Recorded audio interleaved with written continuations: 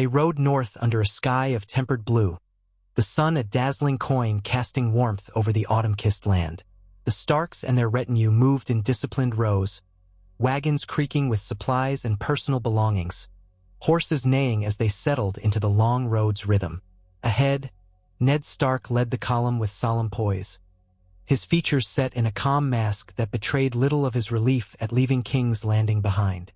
A man of conscience and duty, he had lingered in that viper's nest for far longer than he'd wished, bound by old friendship and new obligations. Now, with the city's sprawling rooftops behind him, Ned felt as though he could breathe properly again. To his right rode Catelyn, back straight in her saddle. Their children flanked them in a looser formation. Robb, Sansa, Arya, Bran nestled in a small wagon, and Jon, who was quietly minding his own thoughts. Jon Targaryen, publicly named so, yet raised among wolves, kept a steady hand on his reins, wary of jostling his healing forearm. The wound from the drunken knight's blade still pained him if he moved it carelessly. Even so, he welcomed the bruises and scabs if it meant escaping the pressures of King's Landing. When he glanced over at his siblings, he read mirrored relief in their faces. Robb seemed determined, his jaw set, while Arya's exuberance pushed her pony faster than the pace Ned had prescribed. Sansa rode with a look torn between homesickness for Winterfell and the fading illusions she'd once held about the southern court. Bran, too young to articulate complicated thoughts, dozed against the side of the wagon, lulled by the road's swaying. They had departed at dawn, passing through the city gates accompanied by the half-distracted farewells of King Robert and the more chilling regard of Prince Joffrey and Queen Cersei. No official hostilities had been declared, yet the repeated jabs and open disdain for Jon's Targaryen blood had been enough of a reminder that safety in the south was as illusory as a summer snow. The memory of Joffrey's smug face, mocking Ned for harboring a Targaryen whelp, still churned Jon's stomach, but that was behind him, a problem for some distant day. He told himself that if he could just reach the north, the chill air might freeze such scorn before it took hold again. The caravan pressed on. They passed fields where farmhands paused their labor to stare at the column of northern banners, and occasionally a traveling merchant or hedge knight would step aside to let the Starks pass. The roads were thick with those who'd come south for the tourney and were now trickling home, pockets emptier or purses heavier from bets placed on the justs. Most offered only respectful nods toward House Stark. Some cast curious glances at Jon, though he wore no obvious Targaryen sigil, just a stark black tunic with a discreet direwolf over the heart. Yet rumors traveled faster than ravens, and many travelers knew a boy rumored to be half-dragon accompanied Eddard Stark's family. Midway through the first day, they halted near a small stream for water and a quick meal. Jon dismounted gingerly, rotating his sore shoulder. He found a flat rock by the stream and let the cool breeze wash over him, thankful for the calm hush of nature compared to the ceaseless din of King's Landing. A few paces away, Arya crouched at the water's edge, flicking pebbles into the current. Occasionally, she sent a glance his way, as though to assure herself he was managing well. Nearby, Robb oversaw the watering of horses, speaking with a guard about the roads ahead. Ned and Catelyn conferred in low voices, likely planning how far they would travel before nightfall. Sansa ambled over, smoothing her skirt. She'd chosen a practical riding dress for the journey, though it remained more elegant than anything Arya would don. "Jon," she said quietly, taking a seat on a fallen log beside him. "How does your arm feel?" He flexed it carefully. "A bit stiff, but better than before." She folded her hands in her lap, lips pursing in thought. "I was worried when that knight attacked you. I couldn't do anything but scream." Arya was braver. Jon shook his head. "Screaming can be as brave as swinging a stick if you're truly afraid. You did nothing wrong." Sometimes the memory came back to him in snatches. The rasp of steel, the wet sound of a blade slicing his skin, Arya's cry, Quentyn Martell's spear striking with precision. They had left that horror behind, but the scars would remain. Sansa exhaled, pushing a stray lock of auburn hair behind her ear. "I hope it never happens again." "Me too," he said, half to reassure her and half to steady himself. Then he rose, offering a final smile. "We should eat before we move on." He could sense she wanted to say more, but she just nodded and followed him back to the wagons. They resumed their ride within the hour, forging onward along the King's Road as it cut through fertile plains and small copses of trees. The countryside unfurled in gentle hills, dotted with inns that catered to those still returning from the tourney. Over the next few days, the Starks settled into a routine of early starts, midday halts, and evening camps. The children adapted swiftly, for they had made this journey before. Jon, though sore, felt at ease among them. On the road, they were united by a common purpose, and the tensions that had flared in King's Landing seemed distant. Yet echoes of that tension remained. Sometimes, in the evenings, the guards would drop quiet remarks about the lords who had openly glared at Jon, or they would recall snatches of conversation from local taverns. Rumors that the Targaryen boy might one day draw supporters to his side. Jon tried to ignore such talk. He was no king, no pretender, only a child who wished to live without daggers aimed at his throat. Still, the rumors were impossible to bury altogether. Every so often, Ned's gaze lingered on Jon with a protective weight, and Catelyn maintained her polite distance, as though afraid that motherly warmth might be mistaken for condoning a Targaryen's claim. She was never cruel to him, she was beyond that by now, but she was careful, caught between loyalty to her husband's promise and her own wariness of a boy who carried House Stark's name as a ward but had the blood of Rhaegar Targaryen. When at last they entered the Riverlands, the air took on a cooler edge. They passed fertile fields where the harvest was well underway, and lordlings of local houses sometimes approached to pay respects to Ned. At Riverrun, the party lingered a few days under Lord Hoster Tully's roof. Catelyn's father was older, more frail, but he welcomed the Starks warmly, doting on Robb and Bran especially. He asked after Jon only in formal pleasantries. Like most, he was uncertain how to handle the Targaryen question. Politeness sufficed. Jon busied himself exploring the castle's battlements or reading in the small library with Maester Vyman, a courtesy extended by Lord Hoster. During one of these quiet sessions in Riverrun's library, Jon stumbled across an old volume detailing the War of the Ninepenny Kings. Curious about Targaryen history, he flipped through its aging pages, reading accounts of how Ser Barristan Selmy had slain Meleys the Monstrous on the Stepstones. The text praised the valor of Westeros's combined efforts to fend off Blackfyre pretenders, all of them Targaryen bastards who once claimed the throne. Jon's stomach churned, realizing how easily Targaryen blood could spark conflict. He thought of how many times the realm had bled because someone wanted to seat a different Targaryen on the Iron Throne. Closing the book, he reminded himself that he did not want to be a part of those endless wars. By the time the Starks resumed their journey north, the leaves had begun to shift in color, gold creeping into green.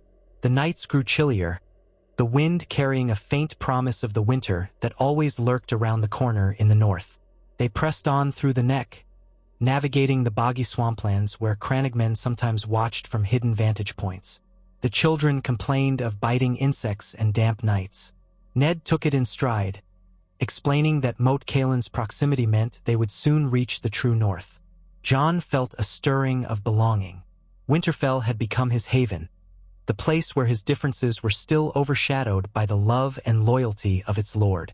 Even so, he remembered the words of Baelish and Varys overheard in the stable yard. The notion that some might rally to a Targaryen name churned in his mind. It felt absurd that he, a boy of 10 and 6 months, might represent a rallying standard for discontented lords. He had no illusions about his political skills or any desire for a crown. But the realm could twist truths into weapons. He feared that one day, a cunning hand might wave his name around like a banner of rebellion. That fear nestled in him like a half-formed dread as they finally crested the ridge and beheld Moat Caelin's crumbling towers, signifying the threshold of the north. Moat Caelin's ruined walls rose out of the bog, battered by centuries of war and weather. The men stationed there to guard the causeway saluted when they recognized Stark banners. Ned exchanged words with the officer in charge, ensuring all was well. Then they pressed onward, across the neck, where the land gradually firmed beneath the horses' hooves, Pines replaced willows, and the air lost much of its soupy humidity. At last, on an afternoon painted with high clouds, the distant shape of Winterfell's walls emerged on the horizon, an age-old fortress perched amid towering oaks and evergreens. Excitement rippled through the children. Robb grinned, pointing out the first glimpses of the ancient towers to Bran, who was wide-eyed with delight. Arya nearly bounced in her saddle, proclaiming how she would run straight to the training yard. Sansa looked forward to her old room, the tapestry-laden walls and crisp northern air that felt so much cleaner than the capital's stink. As for Jon, his pulse quickened with a distinct sense of homecoming. He might carry Targaryen blood, but his heart had been shaped by these gray stones and the quiet strength of House Stark. With a resonant creak, the portcullis lifted, and Winterfell's courtyard opened to them, bustling with servants and stable hands who rushed forth to greet their lord's return. Rickon, still a toddler, came scampering out from the great hall, squealing with excitement as he spied his parents and older siblings. Maester Luwin hurried after him, relief etched on his features at seeing them safe. The other children dismounted quickly, each greeted by the warmth of home. Stable boys led the horses away, while Ned and Catelyn issued calm orders about storing supplies and giving the men time to rest. Jon hung back slightly, waiting for the wave of welcomes to settle, content to take in the sight of the only true home he'd ever known. When Maester Luwin approached him, the small, gray-bearded man offered a kind smile. "Jon, you've grown since you left. I trust your journey was eventful." Jon nodded, letting Luwin guide him into a corner of the courtyard. "More eventful than I'd like," he said with a rueful tone. "But I'm glad to be back. There were difficulties in King's Landing." Luwin's gaze flicked to the bandage still wrapped around Jon's arm. "I see. No infection, I hope? We'll have that looked at properly."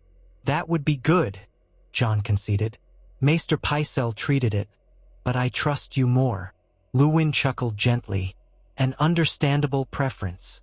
Then his expression turned sympathetic. "Welcome home, Jon." Jon offered a small smile. "Thank you." The return to northern routine was as comforting as it was busy. Each child scattered to their own pursuits. Arya raced to the training yard, wooden sword in hand, determined to make up for lost time. Robb spoke with Roderick Castle about drilling the guards. Sansa hurried to see old friends among the castle staff and to refresh her wardrobe with warmer northern dresses.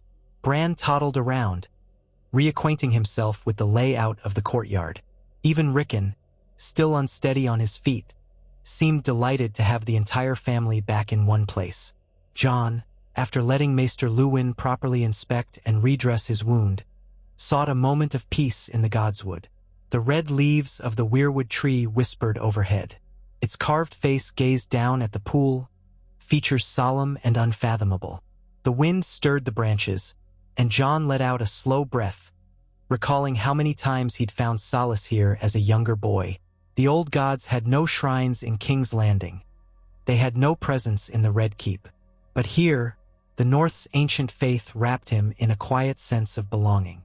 No matter what name the realm pinned on him, Targaryen, Stark, or both, this corner of Winterfell recognized him simply as another soul seeking peace.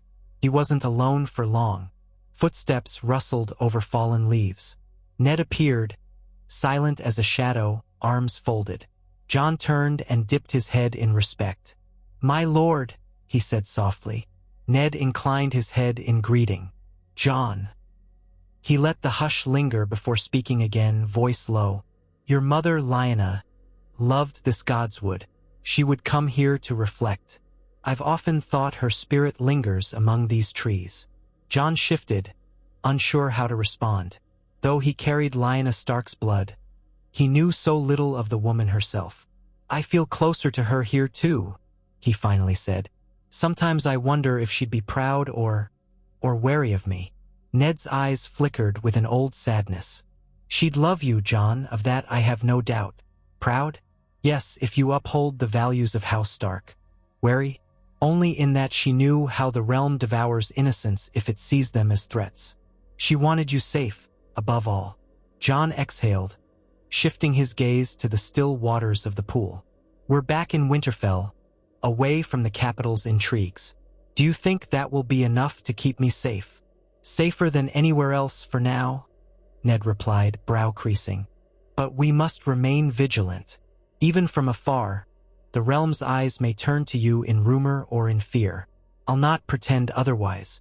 Still, here in the north, my word carries weight few would challenge."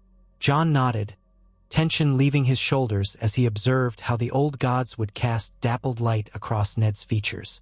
The quiet acceptance in Ned's eyes reminded him that no matter the complications of his lineage, he was not alone. Within a few weeks, Winterfell's daily rhythms asserted themselves. Summer might still linger in the south, but the north knew to prepare for the worst. Harvests were collected, storehouses filled. Jon joined Robb in overseeing small tasks like counting grain sacks or distributing supplies to nearby holdfasts. Though only 10, Jon had grown up faster under the weight of scrutiny, and Ned allowed him more responsibilities. He also rejoined the training yard routine, working with the master-at-arms to keep up his swordsmanship. His arm healed steadily, leaving a faint scar as a reminder of King's Landing's dangers. As the days grew shorter, lords from various northern houses visited to pay respects to Ned and to hear tales of the southern tourney. They came from the Karstarks, the Manderleys, the Umbers, the Boltons, and others, each with their own opinions on the Targaryen ward. Most were polite to Jon's face, but not all could hide their uncertainty. Roose Bolton, in particular, eyed Jon with a cool, calculating stare. Others asked courteous questions, whether the boy had gleaned any southern skills or if he'd encountered foreign knights. Jon found himself quietly answering, mindful of each word. He didn't wish to incite rumors of wanting a throne. The difference between courtesy and cunning was often razor-thin, and he was determined not to give any northern lord cause to suspect him. During one such visit, as the yard bustled with the arrival of Lord Bolton's retinue, Jon lingered by the gates with Robb, discussing the best vantage points for archery practice. Lord Bolton approached them, flanked by his pale-eyed son, Ramsay, though rumors claimed Ramsay was merely his bastard. Bolton's voice was a measured monotone. "My Lord Robb, young Jon," he said, inclining his head.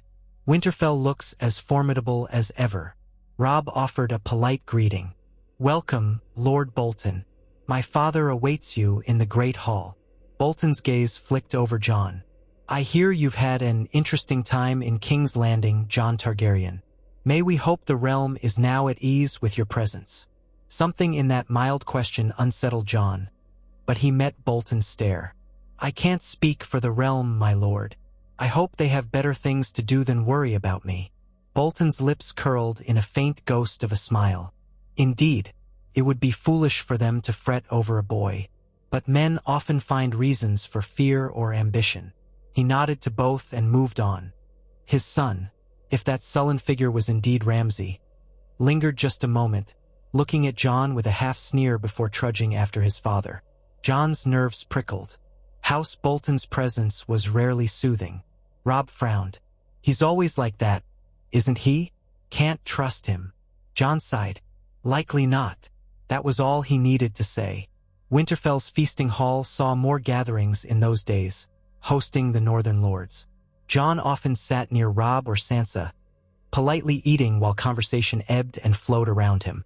At times, men teased him, "Oh, if only you'd brought a dragon egg from your Targaryen ancestors," but always with a careful edge, unsure if he might bristle.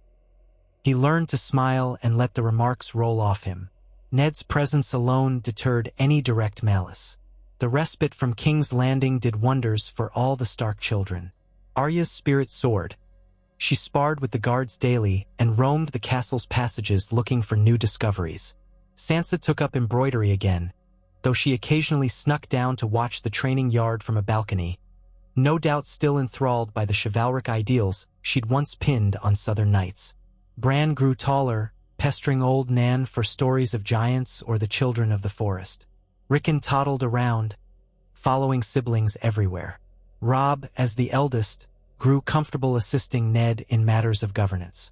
Jon split his time between chores, training, and reading.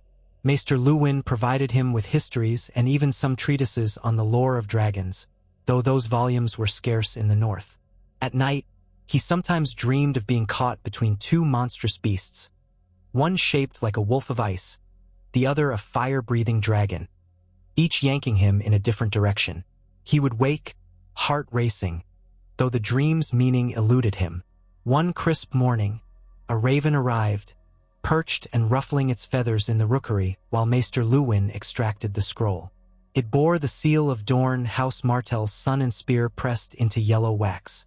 Curious, Luwin carried it to Ned, who broke the seal in private. The message was short but bore weight. Quentyn Martell had safely returned to Sunspear, bearing warm words for House Stark. Yet he also mentioned the swirl of uncertainties in Dorne, unrest among those who still blamed the crown for Elia Martell's murder. Prince Doran Martell, Quentyn's uncle, was cautious. He made no overt moves, but Quentyn's letter hinted that if House Martell ever saw an advantage in a Targaryen presence, they might act. It wasn't a threat, precisely, but more a statement of fact. For now, Dorne was quiet, yet the future was uncertain. Ned read the message with a furrowed brow, then summoned Jon to the solar. When Jon arrived, Ned passed him the parchment. "He's written of you," Ned explained. "He says you left a strong impression. He hopes your arm has healed. But read the last lines. They speak of Dorne's tensions." Jon scanned the words and felt a chill run through him. References to those in Dorne who still revered the memory of Rhaegar, or who lamented that Elaya's children died while a different Targaryen child lived. Quentyn suggested that cooler heads prevailed for now. But who knew what would happen in years to come? Jon set the parchment down gently. "He's warning us," he said quietly. Ned nodded, tapping the table. "Indeed, Doran Martell might not forget. He's lost family to the Lannisters. If ever chaos struck the realm, he might see you as a piece on the board to be claimed or used." Quentyn's letter suggests he's not eager for war, but the seeds of discontent are there. Jon exhaled. "I don't want that. I don't want to be used." Ned's voice softened. "I know. We can't control others' ambitions, only our own actions. The best we can do is remain prepared. For now, we do nothing. We live our lives here and we keep watch. If Dorne or anyone else stirs trouble, I'll shield you as best I can." Jon nodded, swallowing. "Thank you." That same day, Ned penned a courteous response, thanking Quentyn for his letter and reiterating that House Stark wished only peace. He also mentioned that Jon recovered well. The Raven was sent back south, disappearing into the wide sky with nothing but black wings to carry Dorne's secrets. Autumn wore on. The days shortened further, night creeping in earlier. Each morning, a thin layer of frost glittered on Winterfell's walls. The children took to wearing cloaks. The stables buzzed with talk of how soon heavier snows might come, though the latest reports suggested the current summer might last a while longer. Still, the North never forgot that winter's arrival was inevitable, even if delayed. The castle prepared accordingly. In that time, Jon often accompanied Robb on small forays into the nearby forests. With a handful of guards, they would ride out to assess conditions in the outlying farms or to hunt game. Jon excelled in archery, though he was mindful not to overstrain his arm. The local small folk recognized him, some with acceptance, some with that flicker of curiosity. "Is that the boy with dragon's blood?" they'd whisper. But if they felt uneasy, they mostly hid it, trusting that Lord Stark's endorsement was enough. Jon found these excursions refreshing. The crackle of leaves underfoot, the pine-scented air, the camaraderie with Robb. In these moments, all the southern intrigues felt like half-remembered nightmares. Late in the season, Ned received another raven from King's Landing. Jon Arryn wrote that Robert was restless, chafing under the burdens of kingship and the friction with House Lannister. The letter also hinted that some at court still muttered about the Targaryen in the north, though no direct threats had surfaced. Jon Arryn cautioned Ned to maintain vigilance. Ned penned a reserved reply, stating all was calm in Winterfell. He left unsaid how precarious the peace might be if certain lords chose to test it. The year turned toward its final quarter. A thin snow fell one night, dusting the courtyards of Winterfell.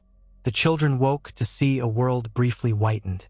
Arya squealed in delight, daring Sansa to a snowball fight. Jon joined them, albeit more reserved, lobbing a few half-hearted missiles until Ned's stern glance sent them scattering to avoid hitting passing servants. The snow melted by midday, but it was a harbinger. The North took notice, stocks were inventoried again, and Ned quietly reminded them that the real winter could be years away or could arrive with a sudden ferocity. During those days, Catelyn tried to maintain a polite distance from Jon. She was never outright hostile, but she rarely sought him out. Occasionally, Jon felt the pang of her uneasy regard, especially if he stood too close to her children. Yet he also sensed some shift in her eyes, a flicker of reluctant acceptance. After all, he had not caused strife in King's Landing. He had done nothing to invite trouble in the North. He was simply a boy living his life under Ned's roof. If Catelyn still harbored resentment, it was overshadowed by her gratitude that her family had returned safely. One afternoon, as winter's chill nipped at the air, Jon found himself alone in the library, poring over a map of the Seven Kingdoms. He traced a finger over the route from Winterfell down to King's Landing, then west toward Casterly Rock, then south to Dorne. He was so absorbed that he didn't notice Catelyn entering until she gently cleared her throat. Surprised, he stood quickly, uncertain of the protocol. "My lady," he managed. Catelyn approached, her expression calm. She wore a cloak trimmed in fox fur, her auburn hair pinned up. After a hesitant moment, she gestured at the table. "May I?" Jon nodded, stepping aside. She looked down at the map he'd been studying, then at a slender volume he had open, Maester Luwin's Compendium of Westerosi Lineages and Lands. "Interested in cartography?" she asked, her voice carefully neutral. He swallowed. I like to know where everything is, and the stories behind the maps. I suppose it started in King's Landing, seeing how the realm can shift so easily with rumors and alliances." She studied his face. "You're young to worry about alliances." Jon almost smiled, a sad curve of the lips. "I've had reason to, my lady." She nodded, acknowledging the truth in that. For a moment, neither spoke. Then Catelyn looked at him more closely, her gaze flicking to the scar partially hidden by his sleeve. "Is your arm still troubling you?" "Not much," Jon said, flexing it slightly. "It aches now and then, but Maester Luwin says it's nearly healed." She glanced around as if unsure how to proceed. "Good," she finally said, exhaling quietly. "I'm glad. No one should have to face violence like that at your age." Another pause, then she added, "You've handled yourself with dignity, Jon, here in Winterfell and in King's Landing." Jon's heart thudded at the unexpected compliment. "Thank you, my lady." She looked at the table again, her fingertips lightly tapping the map. "I know you never asked for any of this. Ned told me enough. That Lyanna made him swear to keep you safe." Her voice tightened slightly. "You are your mother's son, but I see you have Ned's steadiness too. Perhaps that's enough for me." It was a tentative olive branch, far from maternal warmth, but it felt like the first time she had openly acknowledged him as more than a burden. He bowed his head. "I'm grateful to you and to Lord Stark for letting me stay. I know it can't be easy." She pressed her lips together, then nodded once, turning to leave. At the door, she paused. "I'll have the servants bring mulled wine if you'll be reading here longer. It's cold this afternoon." Jon managed a small smile. "Thank you, my lady." When she was gone, he let out a breath he hadn't realized he was holding. The conversation was brief, but it felt like a shifting of ice, a slow thaw. He couldn't expect her to treat him as a true son, yet even that morsel of acceptance made him feel less of an outsider in his own home. As autumn deepened, Ned decided the children deserved some celebration. He announced a modest feast to mark the changing of the season, inviting local families and smaller northern houses. It was nothing on the scale of a royal tourney, just a warm gathering in Winterfell's hall. Hunters brought in fresh game, the kitchens prepared hearty stews and breads, and local singers contributed lively tunes. The night of the feast, The castle glowed with torchlight against the early dusk. Jon dressed in a neat but simple gray and black ensemble.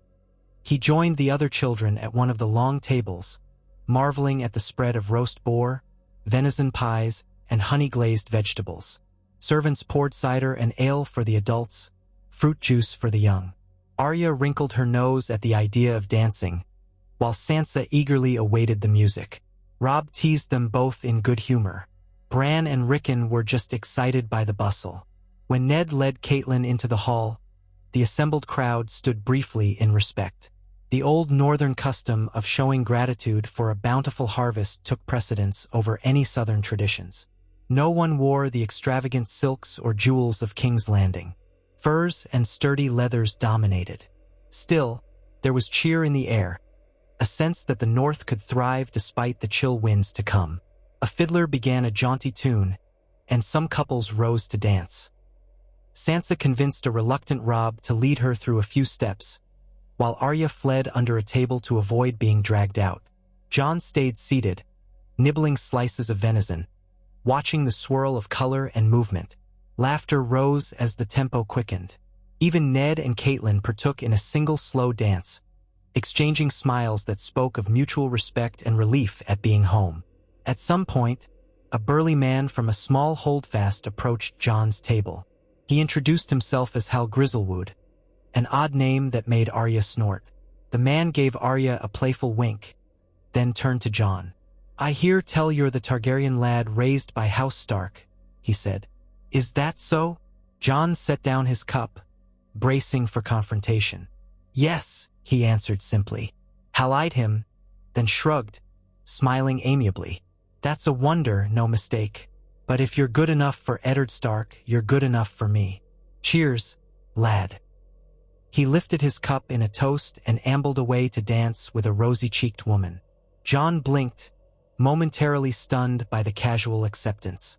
Then he exhaled, letting that small kindness warm him more than the crackling hearth.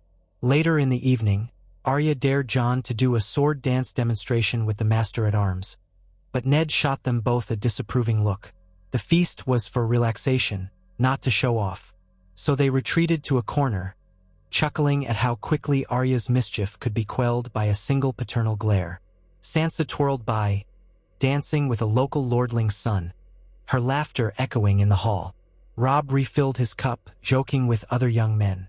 And Jon allowed himself to feel part of it, the gentle tide of family and friends. By the time the feast ended, guests staggered out well-fed and drowsy, the halls quieting save for a handful of revelers who lingered in corners, finishing the last of the ale. Jon retired to his chamber, a small but comfortable room with thick stone walls. He dozed off with the memory of laughter still drifting in his ears, heart lighter than it had been in weeks. Yet the realm outside Winterfell did not remain idle. As the next moon cycle dawned, ravens brought word of fresh tensions. House Greyjoy in the Iron Islands tested the crown's patience again with small raids along the western coasts. Though King Robert had crushed the Greyjoy rebellion years earlier, Balon Greyjoy still chafed under the crown's authority. Ned received letters from the royal court indicating that Robert planned a show of force, dispatching Stannis Baratheon's fleet to patrol the waters. Ned sighed heavily at the news, recalling how the Ironborn had nearly set the north aflame with their last uprising. One late afternoon, Ned summoned Robb and Jon to his solar, explaining that the north might be asked to mobilize if hostilities escalated. "For now," Ned told them, "the king simply wants every region prepared. No official call to arms yet, but be ready to muster troops if the Ironborn strike again." Robb nodded, jaw tight. "We'll do whatever is needed." Jon felt a flutter of unease. The last war had ended before he was old enough to remember. This time, he was almost at an age to stand with the men, if necessary. The prospect of real battle, of bloodshed far away from the training yard, made his stomach knot. Still, he set his shoulders. "Yes, my lord," he said quietly. Ned set a hand on each boy's shoulder. "We'll pray it doesn't come to that. But the realm seldom knows lasting peace." Though the Iron Islands' tension lingered, no immediate call for troops arrived. Autumn stretched on, eventually tipping into the earliest throes of winter, with heavier frosts by night and drifting snow that sometimes blanketed the fields in the morning. Winterfell's walls stood firm against the chill, heated from within by its natural hot springs. Jon woke each morning to see new flurries swirling around the courtyard. He and the others adapted, wearing thicker cloaks, taking caution on the slippery walkways. One frosty morning, Arya convinced Jon to help her practice archery on straw targets out in the winter air. They set up near the practice yard, brushing light snow off the ground. Arya insisted on using a short bow that Ned had gifted her. Jon stood by with a longer bow, content to guide her stance. Steam curled from their mouths with every breath. Arya's eyes glowed with determination as she notched an arrow. "Keep your elbow high," Jon instructed gently, "and exhale just before you release." She followed his advice, arrow speeding across the yard and thunking into the target's outer ring. Arya frowned. "I can do better," she muttered, quickly notching another arrow. This time she managed closer to the center. A proud grin broke across her face. "Yes." Jon smiled at her enthusiasm. "You're improving quickly." A voice behind them said, "She'll be a better shot than you soon, if you let her practice every day." Robb strolled up in a cloak lined with wolf fur, smiling at the siblings. "But I'm more worried about her sword hand. She's going to break the stable boy's bones if she swings too hard." Arya stuck out her tongue. "They need to learn to dodge." Jon laughed, stepping back to let Robb take a turn if he wished. Robb politely declined, gesturing for Arya to continue. While she lined up another shot, Jon felt a surge of warmth. Despite his Targaryen name, he was a part of this family's banter. He cherished each moment of camaraderie. Their playful practice ended when the castle steward summoned Robb to attend a meeting about supplies for the potential winter. Arya scampered off to find better vantage points to shoot from. Jon lingered, retrieving arrows from the target. The yard was mostly empty. Most men-at-arms preferred training indoors in the cold months. He was alone when he heard a voice approach softly. "Winter suits you," said Catelyn, stepping forward in a thick wool cloak. White flakes clung to her hair. Jon lowered his gaze, unsure if she meant it as a compliment. She watched him a moment, then sighed. "You look like a Stark, except for your eyes. They're different." He glanced up, uncertain if that was an accusation. "I know I favor the darker hair. My eyes, well, I'm told sometimes they seem closer to violet, a hint from my father." She nodded, an uneasy acceptance. "Ned told me Rhaegar had lilac eyes that could shift in certain light. You have a faint echo of it. But the rest of you is more your mother, I suppose." He didn't quite know how to respond. Eventually, he said, "So I've been told, yes." She released a visible breath, forming a small cloud in the chilly air. "I don't know what might come in the next few years, if the realm will remain at peace or if Robert will be forced to fight again. But you are as bound to House Stark's fortunes as any of us now. I see how you've bonded with Robb and Arya, even Sansa in her way." She paused, eyes searching his face. "I won't stand between you and them." Jon's chest tightened. "Thank you." He sensed the weight of what she left unspoken, that she would never fully be a mother to him, but nor would she treat him as an outcast. It was more than he'd hoped for not so long ago.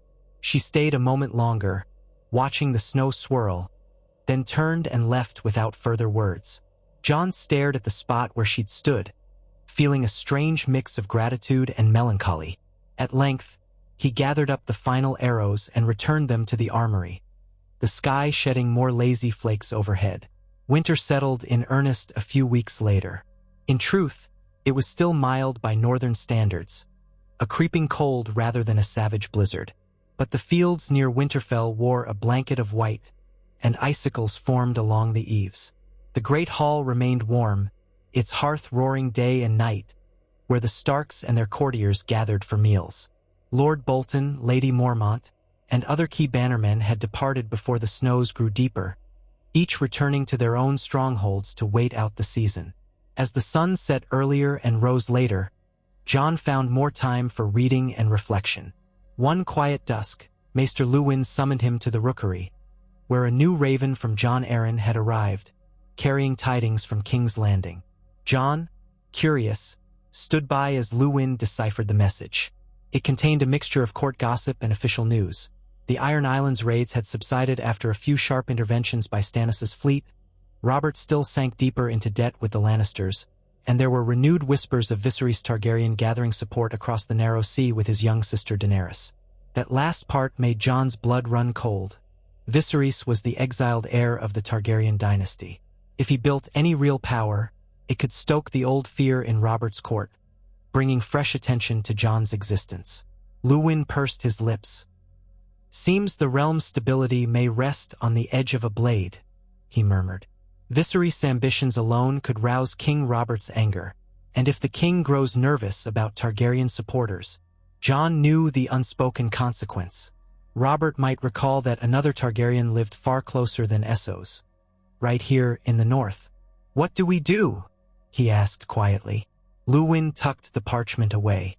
"We continue as we are," he said gently. "Lord Stark will learn of this.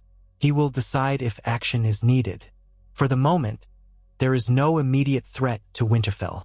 Jon nodded, heart heavy with the knowledge that everything could change if Viserys moved. He thanked Luwin and stepped out into the corridor. The hum of wintertime hush met him. A sconce flickered on the wall, and distant voices floated from the hall. He recalled King Robert's face, the jovial mask that could twist into a fearful wrath at the mere mention of Targaryen heirs. If news arrived that Viserys was raising an army, would Robert fear Jon as well? Would he dispatch men north to handle the problem?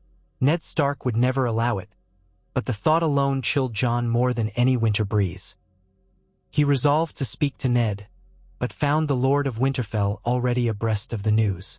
Ned, after reading the letter, sought Jon out himself, ushering him into a private corner of the library.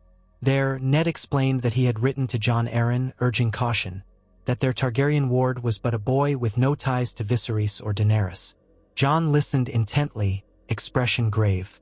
"If Viserys does something rash," Ned said, "Robert might lose patience.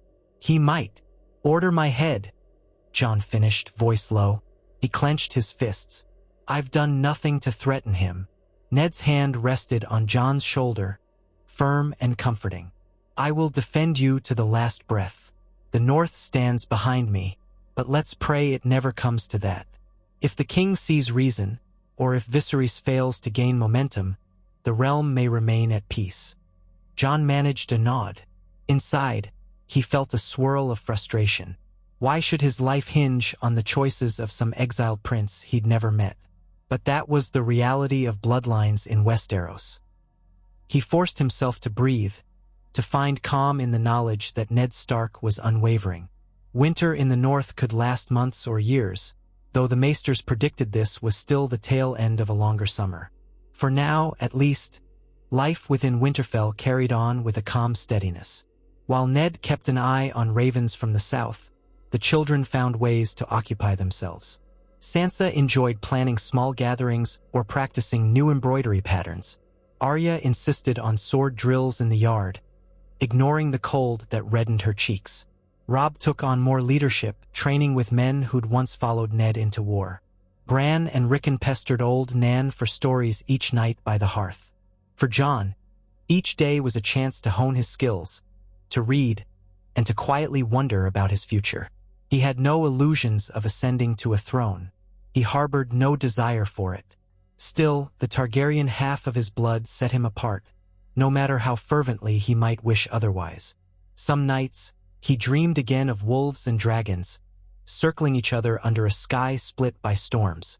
Yet the morning always brought the reassuring presence of Winterfell stones and the knowledge that House Stark claimed him as their own. As the snows thickened, lords visited less frequently, content to wait until roads cleared.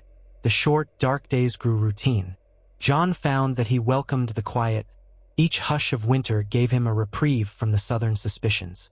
Occasionally, the children ventured out to build snow forts or slide across frozen ponds, with guards watching to ensure no mishaps. During these playful moments, Jon almost forgot the burden of his lineage, lost in laughter with Arya or Robb, or even Sansa, who joined in more sedate amusements. It was the kind of unguarded childhood he'd rarely tasted. He clung to it like a precious secret. One evening, when the wind howled beyond the walls and ice rimmed the windows, the family gathered in the great hall for a simple meal. A large fire crackled in the center hearth. Servants brought out roasted onions, salted cod, and black bread. The children chattered about a small pack of dire wolves rumored in the Wolfswood. Some huntsmen claimed they'd heard eerie howls. Ned half smiled at their excitement, cautioning them that wild wolves were not to be trifled with. Amid the warmth, a servant quietly approached, handing Ned a folded parchment. He read it under the flickering light, brow tightening. Then he rose, beckoning Jon to follow.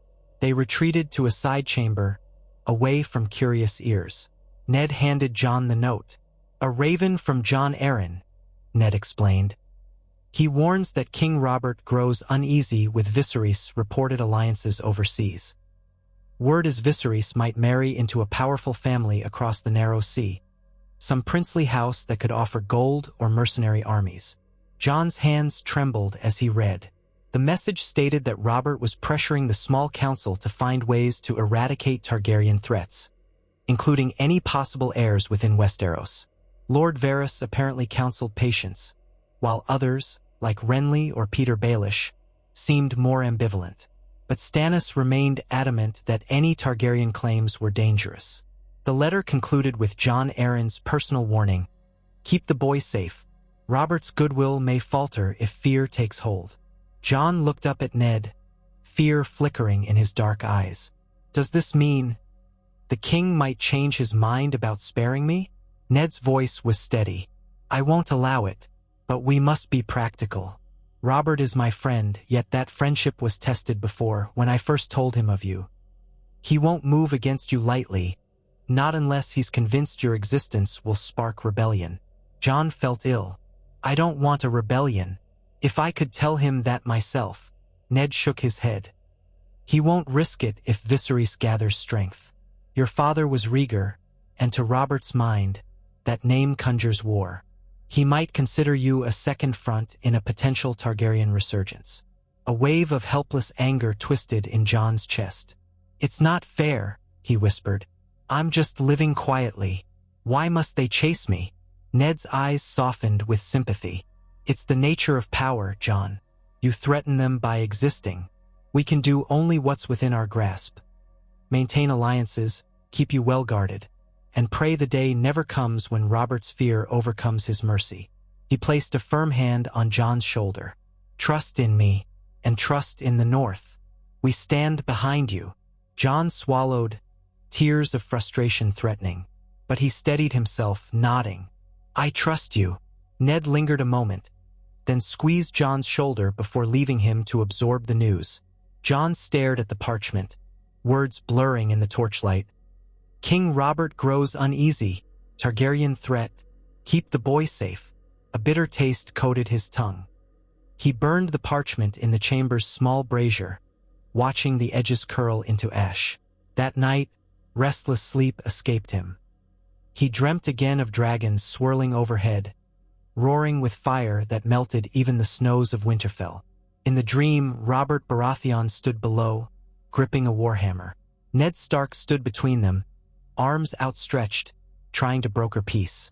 But then the dream shifted, and everything dissolved into a swirl of color and fear. Yet the days continued. Winter's gloom might press upon them, but daily routines endured. The castle staff worked to keep fires lit. The children studied, trained, or found amusements. Jon tried not to dwell on the threat from the south. He had no control over the exiled Viserys. All he could do was remain loyal to Ned and grateful for the North's protection. Even so, he sensed an undercurrent in Ned's actions. The Lord of Winterfell began quietly increasing the castle's vigilance. More guards were posted at the gates, though officially it was due to the snow and the potential for wildling strays or roaming criminals. The truth was deeper. Ned was preparing for any sudden shift, any raven that might bring news of a royal decree to seize or slay the last recognized Targaryen heir on Westerosi soil. It weighed on Ned, and Jon felt it in every furrow of his brow. Still, no hammer blow fell from King's Landing. The months passed, and Robert made no official move. Perhaps the exiled Targaryens in Essos remained too distant a threat. Perhaps Robert's treasury woes and the Greyjoy question demanded more urgent attention. Whatever the reason, the North remained quiet through the remainder of that year's winter season. House Stark stayed vigilant, but day-to-day life continued with surprising normalcy. Jon even caught glimpses of genuine contentment in Ned's eyes when he watched his children thriving despite the cold. As the snows began to recede and the first hints of the next thaw approached, the castle stirred with renewed energy. Small folk ventured out to prepare fields. Lords scheduled visits again. The children, excited to see the land bloom, speculated about hunts in the Wolfswood. Arya talked about traveling to White Harbor someday. Sansa about visiting her Tully relatives at Riverrun. Robb consulted with Ned about a journey to the Barrowlands to reaffirm House Stark's ties with House Dustin. Jon felt both anticipation and dread for what spring might bring from the south. When the roads cleared, ravens would fly more freely. Courtiers would gather in King's Landing with fresh plots. Yet he also felt a stirring of resolve. Whatever came, he was no longer that frightened boy cornered by a drunken knight. He had grown in skill, in understanding, in the quiet acceptance that if the realm wanted him gone, he would have to fight for the life that Lyanna Stark and Ned had secured for him. On a clear morning after the final snows melted into muddy streams, Ned called a family council in the Great Solar. The children assembled: Robb, Sansa, Arya, Bran. Rickon perched on Catelyn's lap, and Jon stood by the fireplace. Ned glanced around the room. His expression held a subtle gravity that drew them to hush. He spoke of the need for renewed trade with White Harbor, the possibility of hosting a small tournament in Winterfell to engage the local lords, and the rumor that King Robert might travel to the Westerlands to discuss debts with Tywin Lannister. Jon noticed the flicker in Ned's eyes at that last piece, as though Robert's closeness to Tywin could further shift the realm's balance. When Ned finished, Catelyn contributed her thoughts on managing the storehouses. Robb offered to journey to White Harbor to handle business with House Manderly. Arya fidgeted, whispering to Bran about seeing real ships. The meeting ended on a note of cautious optimism. Life in the North would continue, unbroken by the storms of southern politics so long as Ned's watchful eye remained. As the children filtered out, Ned motioned for Jon to remain. Once they were alone, Ned spoke softly. "We can't hide forever from the realm's eyes, Jon. But we can live, day by day, building a future here. If you remain steadfast, if you show lords that you are loyal to House Stark and not seeking a throne, perhaps even the memory of your father will fade enough for Robert to leave you be." Jon nodded. "I'll do whatever it takes, my lord." Ned glanced at the window, where pale sunlight bathed the courtyard. "I know you will, and I'll stand beside you, no matter what storms may gather." In the courtyard below, Arya chased Sansa with a wooden practice sword, Robb laughing as he tried to intervene. Catelyn led Rickon inside, while Bran clapped from the sidelines. Snowmelt dripped from the towers, forming puddles that splashed underfoot. A new season beckoned. For Jon, it was yet another turn in a life defined by both a name he never asked for and a family he'd died to protect. Despite the weight on his shoulders, he found strength in the acceptance, hard-won but real, that he was, in many ways, just as much a Stark as anyone born in these gray walls. He stepped to the window beside Ned, gazing down at the swirl of family below. Then he looked past them, over the battlements, to the wide sky that stretched south, toward lands that still whispered of Targaryen ghosts and Rhaegar's memory. He exhaled, letting the crisp air fill his lungs. Whatever challenges might come, he had Winterfell's ancient stones beneath him, Ned's unwavering hand at his shoulder, and the unspoken support of siblings who treated him as one of their own.